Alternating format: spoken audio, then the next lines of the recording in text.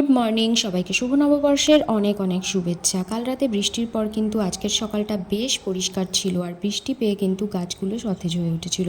মা দুটো পাতাবাহার গাছ লাগিয়েছে, সেই দুটোকে দেখতে যেন আরোই ভালো লাগছিল। আজ সকাল সকাল উঠে সমস্ত পুজোর আয়োজন কিন্তু আমার বোন করে ফেলেছিল।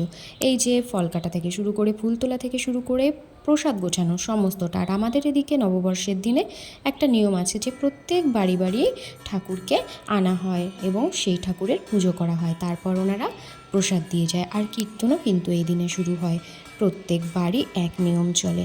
আর ওনারা তারপর আমাদেরকে প্রসাদ দিয়ে গেল, সেগুলো আমরা সবাই মিলে একটু একটু করে খেলাম।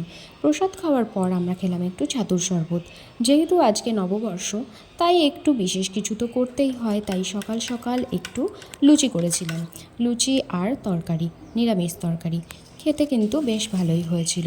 আর আজকের দুপুরে ছিল একটা বিশেষ আইটেম, সেটা তোমরা কারা কারা জানো বলতে পারবো না, কারণ এটা আমি শুনেছি অনেকেই জানে না। এটা হচ্ছে ঝাল পোলাও। এটা মাছ, মাংস, ডিম সব কিছু দিয়েই করা হয়, এটা কিন্তু একদমই মিষ্টি নয়।